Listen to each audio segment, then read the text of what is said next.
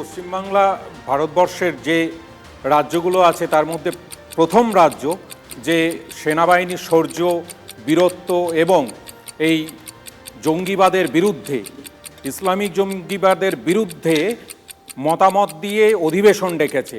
কারণ বাংলা স্বাধীনতা সংগ্রামের সময় থেকেই এগিয়ে থাকে। দেখা গেছে ভারতবর্ষের দেশপ্রেমের ক্ষেত্রে বাঙালিরা এগিয়ে থাকে। সেই সেট যেটা ছিল সেটাই মমতা বন্দ্যোপাধ্যায় আরেকবার প্রমাণ করে দিলেন বাংলা এগিয়ে থাকে। এক, দ্বিতীয় কথা হচ্ছে ভারতবর্ষের সেনাদের শৌর্যকে নিয়ে বিজেপির যে ঘৃণ্য রাজনীতি, নোংরা রাজনীতি এবং বিদেশ নীতির ব্যর্থতা, আমরা স্বাধীনতার পরবর্তী সময় থেকে আজ অবধি যদি দেখে থাকি তাহলে বিদেশ নীতিতে এত দুর্বল বিদেশ নীতি আমরা কোথাও দেখিনি। যেখানে কেন্দ্রীয় সরকারের সঙ্গে যে কোনো ব্যাপারে দেশের সার্বভৌমত্বের প্রশ্নে, যখন দেশের শত্রুদের সঙ্গে লড়াইয়ের প্রশ্ন হয়, সেই ক্ষেত্রে দেশের বিদেশ নীতিকে তৃণমূল কংগ্রেস প্রথম থেকে সমর্থন জানিয়েছে। সেটা বাংলাদেশ হোক বা পাকিস্তান হোক, মমতা বন্দ্যোপাধ্যায় এবং অভিষেক বন্দ্যোপাধ্যায় সেটা করে এসছেন।